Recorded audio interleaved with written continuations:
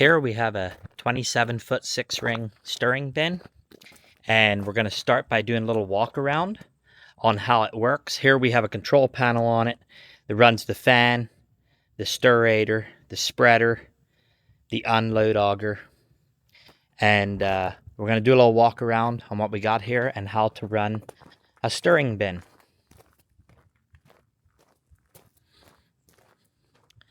So here we have the fan. We have a centrifugal fan. It's a 7.5 horsepower, low speed centrifugal. We have a low temp upstream burner on it. The gas is not yet hooked up there. Now on this one here, as you can see, this is a LP, low temp. So there's no vapor coil. We hook to the vapor on the tank and hook the vapor right up there. But we still need tank pressure. All the soak-up burners need tank pressure. That is the regulator that's needed. So on that regulator, it says increase, decrease. That regulator should say do not touch, because inside the box is where you do your adjustments. Okay, so for changing the temperature on this bin, if you have the mod valve, if it has this probe in the side of the bin, that means it has a mod valve.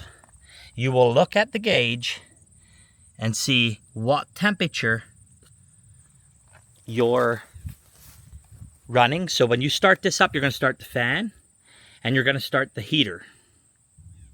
And you're going to let it run for about 10 minutes. After about 10 minutes, you're going to look at the gauge. And when you look at the gauge, is it running 120 degrees or 130 degrees? If you're running corn, I would run about 130 is going to be my recommendation. If you're running beans, I'm going to run 110 to 120 if you have a Stirator. And then if you want to adjust the temperature, you need to go up to the top of the burner.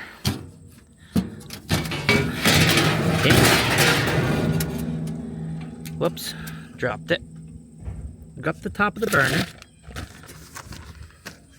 And you're gonna see in here, in the top of the burner, you have a T-handle. And this T-handle, you're gonna thread clockwise about one turn per 10 degrees that you want to adjust the temperature. So if you want to increase the temperature 10 degrees, give this about one turn clockwise and then wait about 5 minutes and see if that brought it to the right temperature. If it didn't, adjust accordingly. Loosen it to lower the temp, thread it in to increase the temp. But always wait 5 to 10 minutes after adjusting and watch your temperature gauge down there to verify that it's running the temperature you want. So on this burner, this is a low temp burner. This has that mod valve, which is adjusted up in the top of the box, but it also has a thermostat.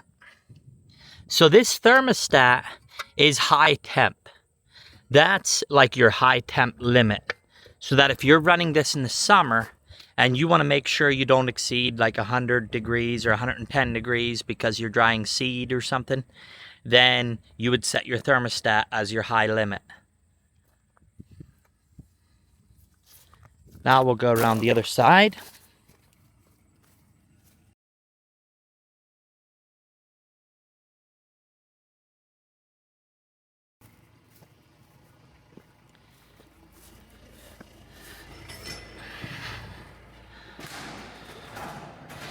And here we have the power sweep. So if you see here, you always want the power sweep, the end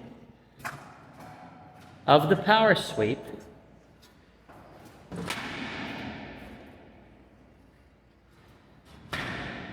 So the end of the power sweep needs to be just ready to go over the sump closest to the wall. That's where your end power sweep needs to be. In here, we have the Stirators and the grain spreader up there. With a Stirator, you always need to run a grain spreader. That way, your grain is level for the Stirator. It makes it easier on the Stirator. So on this Stirator, it has these down augers. When we turn it on, it's going to start the down augers. If those augers, at the same time as them down augers are turning, that end up there is, the tube is turning, and it's working its way around the bin. If these augers, these down augers, as it's moving around the bin, if they go out the back and tilt out the back, your tube up there will stop moving around the bin. When it's moving, it moves very slow, extremely slow. So you have to stop and watch it for 10 minutes to know for certain if it's moving or not. That's how slow it's moving. So these augers spin fast, but the tube up there that moves around the bin moves extremely slow.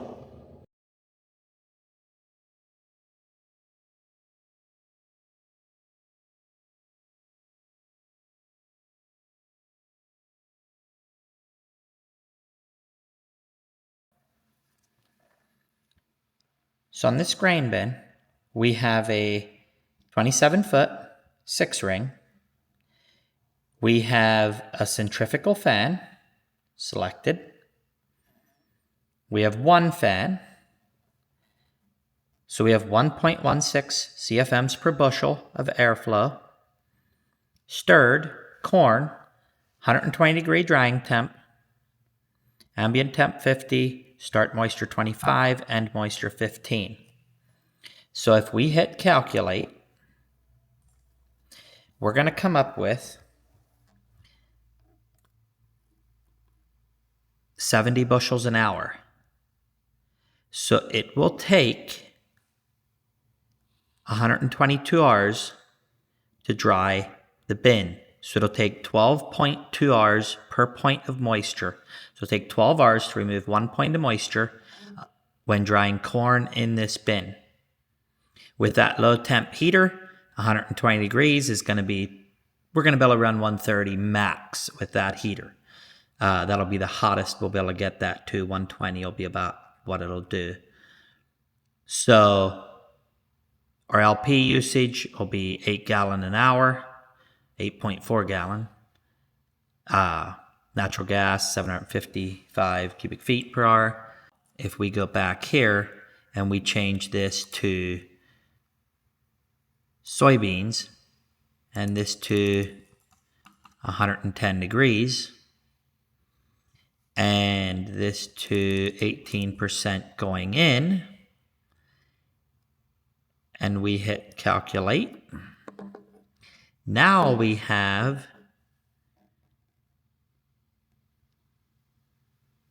46 hours to remove.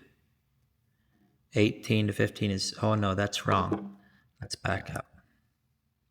So we start with 18% moisture. We want 13%. Calculate. Now it takes 75 hours to remove 5 points of moisture. So 75 divided by 5 points of moisture would be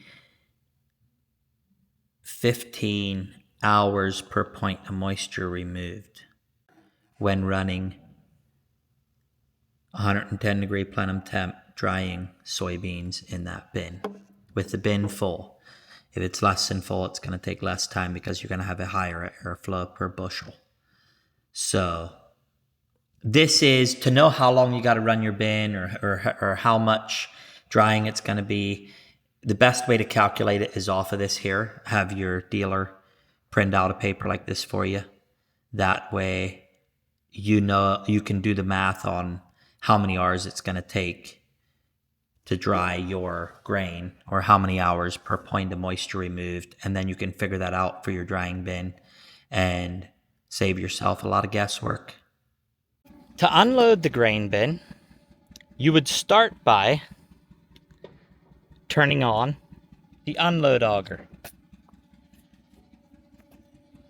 Then you would come over here and make sure the pin is out of here, and you would crank this open. That pulls the sender rod only. That only drains out of the center of the bin. You open that however far you need to get the right flow of grain for your auger or whatever you're dumping into. And when no more grain flows out of there, then you would open this rod here. You pull this rod out. This is called the emergency sump. This is right next to the sender. You can start with this one if you want. You could, if this is closed, you can start with this rod here and drain that out the whole way before starting over here. Once this one and this one are drained out the whole way, that no more grain comes, then you would take this pin, plug it in right here, and you would crank that open again with the intermediate sumps. That will drain out all the grain along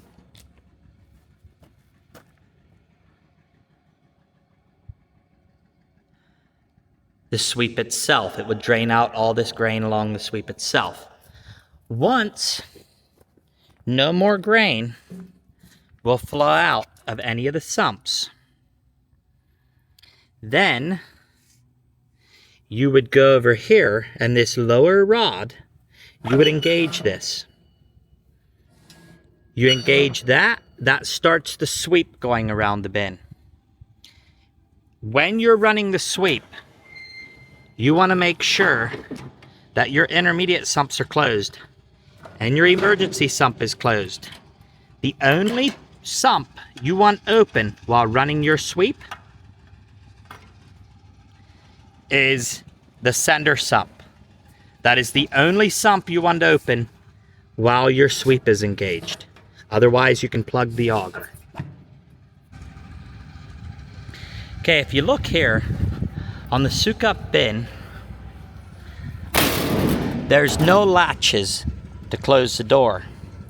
The inside doors must be closed for there to be latches for the outside door to latch onto.